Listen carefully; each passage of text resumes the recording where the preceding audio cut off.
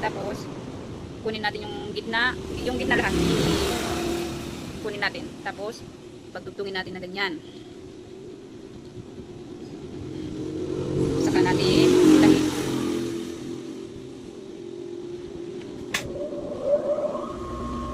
Gawa tayo ng part 2 para hanggang sa pagkabit naiipan natin. Maituro.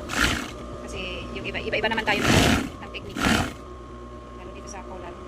Nung hindi ko pa alam talaga yung mga technique, nahirapan ako.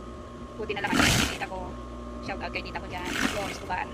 So yung kasama ko lagi nagturo sa pananahi. Marami akong natutunan sa kanya. Kunin natin yung body niya. Ilapat natin. Lagay. Tapos itahin natin. Naidugtong na natin sa body. Ito na.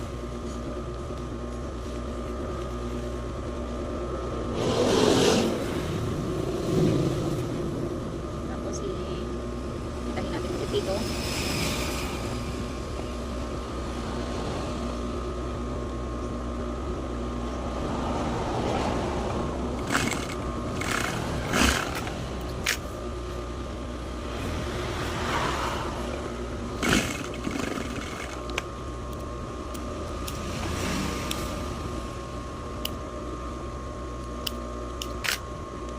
Balik na rin.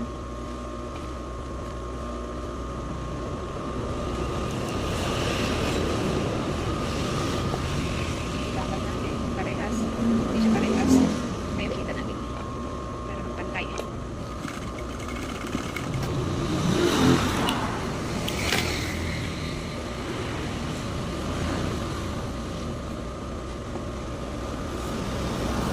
Ito na yung sinasabi ko guys. O diba pag na ganito malinis siya, hindi mo na kailangan i-ganon-ganon pa.